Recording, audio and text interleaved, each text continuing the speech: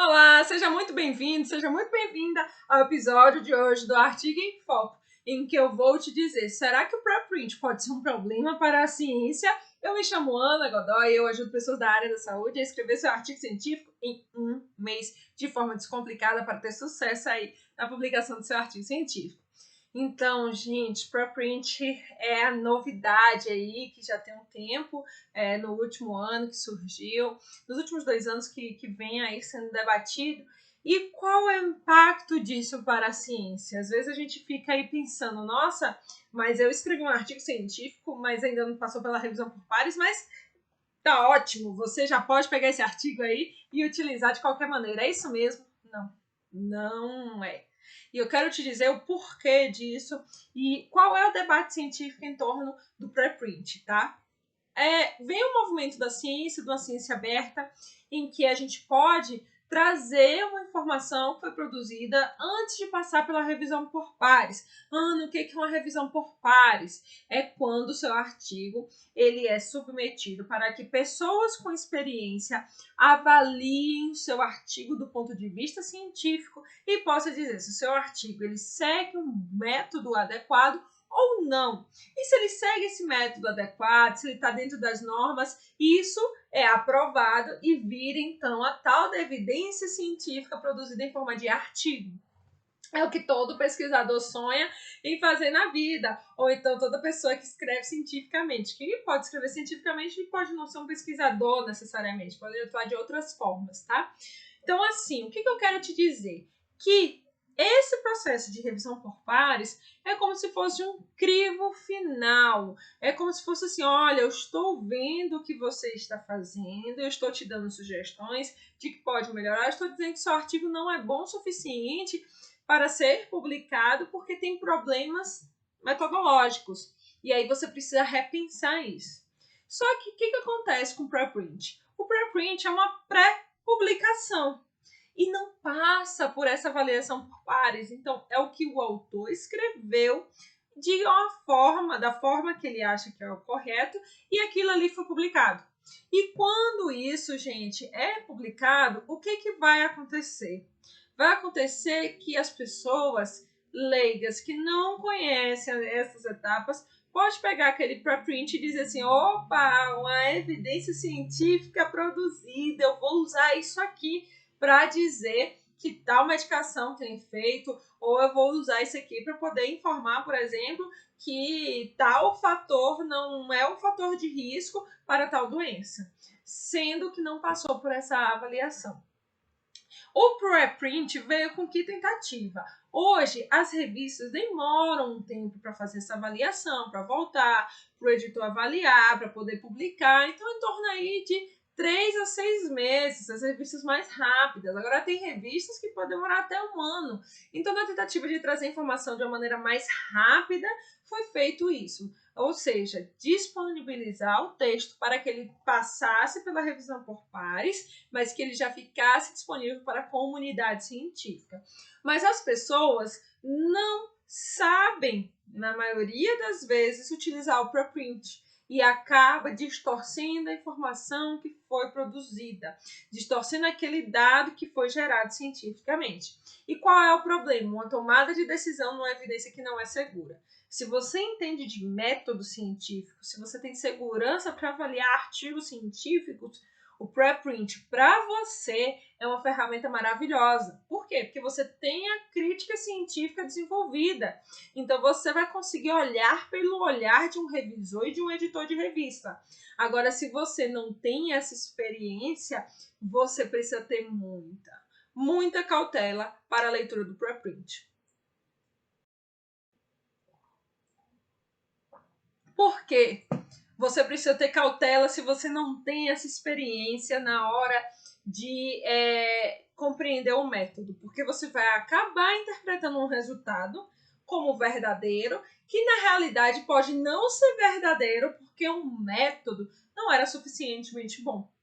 Então a gente precisa ter um cuidado com o preprint nesse tipo de avaliação crítica, nesse tipo de condução, nesse tipo de reflexão. Eu sempre digo que o efeito do preprint ele vem muito forte nas revisões sistemáticas. E por quê? existe aí uma discussão de que, dentro da revisão sistemática, a gente tem que recuperar aquilo que a gente chama de literatura cinzenta. Ah, Ana, o que é essa tal da literatura cinzenta? Tudo aquilo que não foi publicado e passado ali por uma editoração. Ou seja, não foi passado por uma revista, uma editora, para poder avaliar o conteúdo, criticar o conteúdo antes da publicação. Então, vamos supor, se você tem aí o seu trabalho de conclusão de curso e você disponibilizou ele na internet, a sua universidade disponibilizou ele na internet, o que vai acontecer? Vai ser uma literatura cinzenta. Mas ela não passou por uma banca, mas a banca não compõe um grupo de editoração, um corpo editorial que vai avaliar, que vai ver as premissas científicas ali que a gente espera. A banca, ela tem um papel super importante para contribuir com o seu trabalho. E ela vai contribuir, vai trazer informações interessantes, mas talvez não seja suficiente ainda quando comparado à avaliação de uma revista, por exemplo. Então, esse conteúdo que não passou por esse processo, a gente chama de literatura cinzenta, tá? Então, é a tese, é a dissertação, é o TCC, às vezes alguns resumos de congresso, a depender do tipo de resumo, tá? Ou seja, documentos, por exemplo, do governo que não tenha passado por essa avaliação, tudo isso, tá bom? Do Estado, tudo isso a gente pode chamar de literatura cinzenta, dependendo do tipo de produção que você tenha. E aí, gente, o preprint entra dentro da literatura cinzenta, tá? E aí, quando entra dentro da literatura cinzenta, a gente precisa entender essa lógica, que não passou por essa avaliação apurada de pessoas que trabalham e estão focadas para isso. E quando você vai produzir uma revisão sistemática, por exemplo, que você tem muitas evidências da literatura cinzenta, você já começa a desconfiar de 2 pontos, tá? Um se chama viés de publicação, que as pessoas não estão conseguindo publicar os seus artigos, ou aquele tema, e a gente precisa entender o porquê, se existe problema metodológico, tá? Ou se simplesmente os editores, os revisores não acreditam na hipótese, embora o trabalho seja metodologicamente bom. E um outro ponto que a gente vê aí que vai gerar, tá, dentro desse processo, para a revisão sistemática, é a celeridade de você conseguir achar a informação. Então, quando tem um preprint, isso fica muito mais rápido. Inclusive, tem bases específicas voltadas para isso. Mas a gente precisa ter cuidado com a qualidade da informação. Ana, em revisões sistemáticas, eu vou colocar, então, estudos que só têm boa qualidade metodológica? Não, não é isso. Não é isso que a colaboração Cochrane recomenda. Recomenda que você coloque os estudos que estão publicados. Mas quando não passou por uma avaliação por pares, tem uma maior tendência do estudo ser ruim, de ter um resultado errado. Por quê? Por um erro de digitação do autor? Pode ser. Mas pode ser também porque o artigo não tinha um método bom. Então, é nessa revisão que a gente consegue entender de uma maneira mais clara esse processo. Então, para print, a gente precisa ter cuidado justamente para não estar trazendo informação que não é real. Hoje a gente está em um movimento muito forte de fake news, num movimento muito forte de que a gente manda mensagem no grupo do WhatsApp e se torna uma verdade absoluta. Pode parecer muitas vezes. Então, a velocidade com que a informação chega é muito rápida. E até você desconstruir essa informação que ela foi criada ou foi gerada em forma de fake news, demora. Então, por que demora? Porque até fazer o movimento contrário e dizer que aquilo é uma mentira, a nossa mensagem já percorreu aí aos 4 cantos. A história do telefone sem fio, sabe? Você fala uma coisa e no final a mensagem chega toda distorcida. Então, a gente precisa ter clareza desse ponto. Qual é o tipo de mensagem que a ciência quer trazer com o preprint? O tipo de mensagem você vai ter acesso à informação, mas você que está lendo precisa se qualificar. Você que está lendo precisa ser mais crítico quando você vê uma revisão sistemática. Você precisa ser mais crítico quando você vê um artigo científico.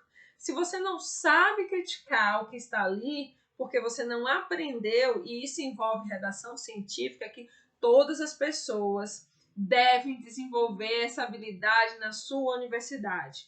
Infelizmente, no nosso país, ainda é muito tímido esse processo do graduando aprender do próprio mestrando e do doutorando. Tem muitas pessoas que saem do mestrado e doutorado sem aprender a escrever cientificamente, sem aprender a conectar as ideias, articular esse processo, esse conhecimento científico, tá? Então, se você está pensando aí, toda vez que você quer tomar uma decisão, não use o preprint se você não tem maturidade científica para isso. E esse recado é importante, porque cada vez mais eu vejo revisões sistemáticas que estão utilizando só preprint para fazer revisão sistemática. Gente, a evidência não foi nem gerada, as pessoas estão usando preprint para gerar uma evidência e trazer aquilo como uma verdade. Então, veja o tamanho do problema que a gente tem, tá? Então, esse é um ponto importante.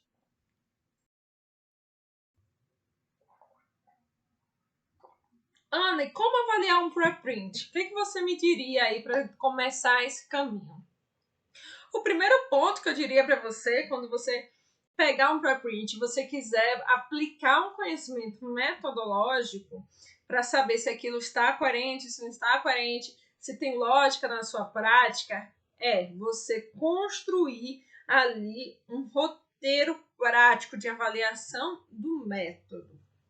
Então, como é que eu faço isso? Use guias. Os guias estão aí para te ajudar. Os guias de redação, que envolve como o autor escreveu o artigo, e isso serve para você também quando você escreve o artigo. Ele não é um instrumento de avaliação, mas é um instrumento que ajuda você nessa sua construção científica, nessa visão panorâmica do artigo, e os instrumentos de avaliação da qualidade metodológica do risco de viés. Aí, para a gente dominar esses instrumentos, a gente precisa aprender sobre método. Não tem jeito. Vocês podem dar a volta que for. Vocês precisam entender de maneira prática o método científico. Se a gente não entende o método científico, fica muito mais difícil a nossa jornada. Fica muito mais complexo entender o que é aquilo. Então, existem alguns instrumentos que vocês podem utilizar. Por exemplo, o Newcastle Ottawa, o Hobby 2, tá? O Robbins I, que são ferramentas que têm essa perspectiva de avaliar o risco de viés e a qualidade metodológica, tá bom? O risco de viés é o quê, gente? É a capacidade do estudo ter distorção. E como é que o autor relatou essa possibilidade de distorção e como ele fez para contornar isso? Então, conforme alguns critérios de avaliação, eu consigo pontuar. Ele considerou esse critério, ele teve cuidado nesse ponto, ele avaliou este item. Então, eu consigo traçar essa visão do artigo e saber se o artigo ele é bom ou ele não é bom. Essa ferramenta deve ser muito utilizada por quem está começando nessa jornada científica. Por quê? Te força a estudar método. Quando você quiser aprender sobre método, pega um instrumento de avaliação da qualidade metodológica e vai estudar cada item que está ali. Gente, isso aí, quando a gente está pensando nos estudos quantitativos, é epidemiologia aplicada. Por isso que quando você está aí na pós-graduação, cursando a disciplina de epidemiologia, você fica assim, ai meu Deus, que negócio chato. Muita gente fala isso, né? Mas, gente, é um método. Para você ser crítico cientificamente, você precisa aprender epidemiologia para os estudos quantitativos, tá? Por quê? Porque o método está ali. E por que, Ana, que a gente precisa ser tão rigoroso com esse processo, tá? De avaliar, e a gente precisa ter uma visão bem crítica em relação ao que está sendo construído. Porque envolve a vida humana, gente. Envolve a vida do outro, a minha, a sua, a dos seus pais, a do seu companheiro, da sua companheira, tá? Envolve a vida de todos nós. Então, quando a gente não tem crítica, é como se a gente pudesse estar brincando com a vida do outro. E não é isso que a gente precisa, tá? A gente nem tem espaço para isso. Nem podemos fazer isso, banalizar a vida do outro, porque cada ser humano é especial. Tem o seu papel aqui dentro do nosso mundo. Então a gente precisa entender que a ciência vem para tornar aplicável esse processo. Tomar uma decisão fundamentado em uma visão crítica e prática é extremamente importante. E se você não tem experiência para isso, o preprint pode ser um calo no seu sapato. Pode ser um enviesamento muito grande da sua visão em relação à ciência. Então, a gente precisa ter cuidado. Inclusive, ter cuidado para afirmar isso. Por quê? Porque senão a gente vai ficar sempre fazendo aquilo que é a nossa conveniência. aquilo que é o nosso interesse, tá? Então, esse é um ponto muito importante de quando nós estamos aí pensando cientificamente, construindo cientificamente, tá bom? Agora, Ana, você deve estar aí pensando, né? Agora, Ana, mas tantas vezes os resumos de congresso eles foram publicados, não tinha essa crítica tão forte como tem hoje para o cuidado com o preprint. Por quê? Porque o resumo de congresso é uma expressão pequena, é um recorte pequeno do processo. Então, normalmente é algo bem menor do que um artigo científico. E o preprint é o quê? É essa etapa que avança a cada momento para a gente conseguir chegar no artigo científico. Então, se você pensar que lá deve ter mais informações, um melhor detalhamento, características mais específicas para que a gente domine esse mundo, por isso que a gente precisa ser mais crítico com o preprint, tá? O resumo não, o resumo é uma informação muito sintética. Então, a gente avalia, a gente considera, mas a gente entende que não é a publicação toda. É tanto que a gente não usa resumo para tomar decisão. O que a gente usa para tomar decisão? Artigo científico. Então, a gente precisa começar a maturar essa ideia, a maturar o valor do artigo científico para essa tomada de decisão e mudança de realidade. Se a gente não matura essa ideia, se a gente não consegue enxergar isso, não tornar nossa visão mais crítica, a gente fica perdido no mundo, parecendo que a gente está num labirinto sem fim. E é assim que funciona, sabe? Quando você está tentando ler um artigo, quantas vezes você já pegou um artigo científico e tentou ler e não conseguiu entender nada do que estava retratado ali, do que estava disposto ali? Eu acredito que algumas vezes, algumas, muitas, inclusive. Por quê? Porque você precisa dominar esse campo. Mas às vezes a gente fala isso e parece que as pessoas não entendem que a gente precisa ter mais crítica nesse momento.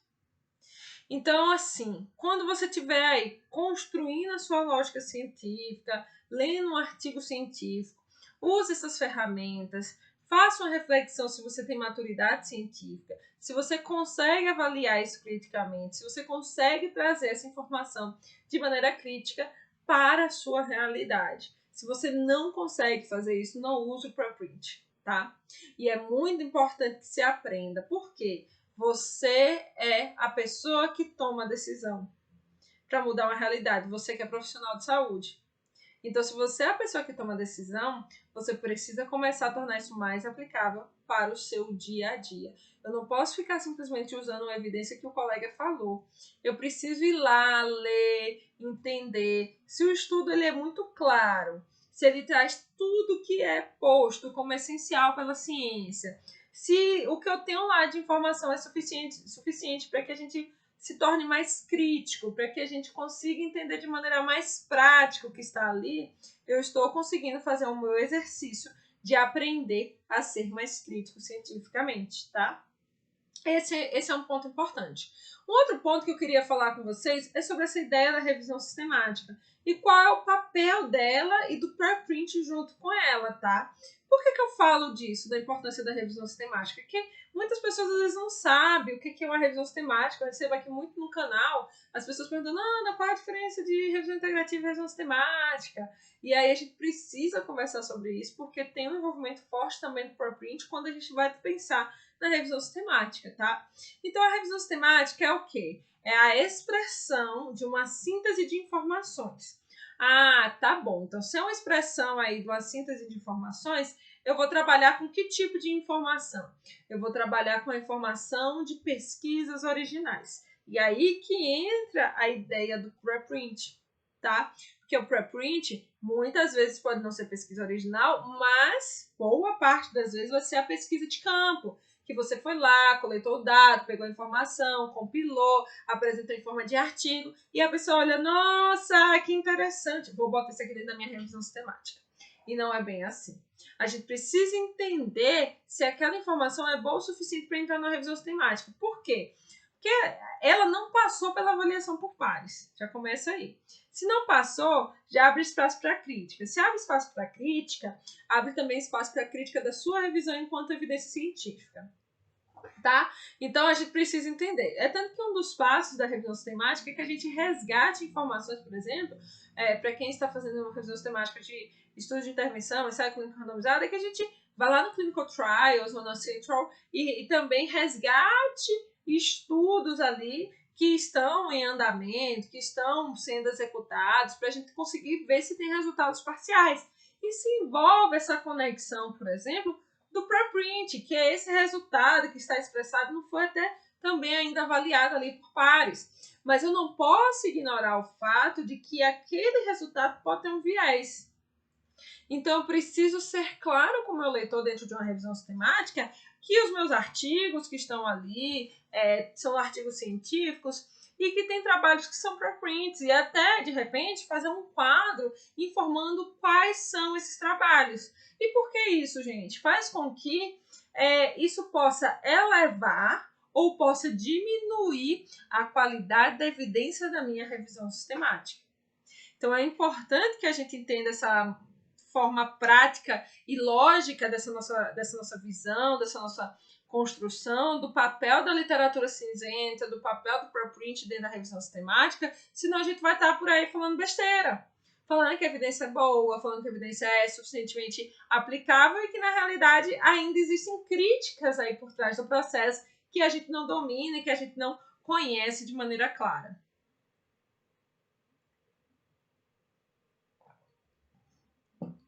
A revisão sistemática é um caminho muito importante da síntese da evidência. Por que é um caminho assim, extremamente importante? Porque a gente entra numa lógica da saúde baseada em evidência científica. Ou seja, sai daquele caminho em que eu opino a partir somente da minha experiência clínica e levo para um caminho mais amplo, em que eu consigo observar o todo desse processo repetidas vezes, com pessoas diferentes para conseguir tomar uma decisão.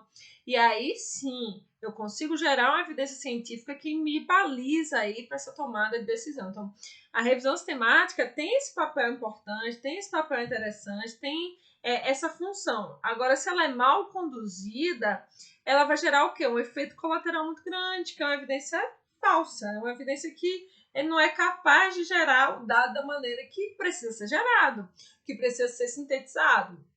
E aí a gente também precisa ser crítico nisso. Por quê? Quando eu coloco muito preprint, por exemplo, literatura cinzenta, eu preciso assumir isso como uma possível limitação da minha revisão. O que eu quero lhe dizer? Poxa, se tem tantos artigos que não foram publicados, que não passou aí por uma revisão por pares, eu estou trazendo isso para dentro da revisão, eu preciso mostrar para o leitor que ali pode ter um problema. Além do viés de publicação, obviamente, de não conseguir publicar, mas tem um problema relacionado com a evidência científica que foi gerada e que talvez não seja tão seguro assim tomar uma decisão. Ah, então quer dizer que o preprint não vai ser seguro se eu colocar na revisão sistemática? Não, não é isso. Volta para aquele ponto que a gente já discutiu, de que você precisa aprender a criticar o método. Mas, gente, isso reflete em quê? Reflete no tipo de informação produzida, tá? Que não passou por essa avaliação cuidadosa por pares. Ah, Ana, mas pode ter um artigo que pode ser muito ruim, um preprint pode ser bem melhor. Pode, pode. Eu diria aí que hoje a gente deve ter aí em torno de 15 a 20% de artigos bons publicados, que o resto são artigos bem ruins. E, gente, a frequência de artigos ruins que são publicados é, assim, extremamente alta. Por quê? As pessoas não aprendem método.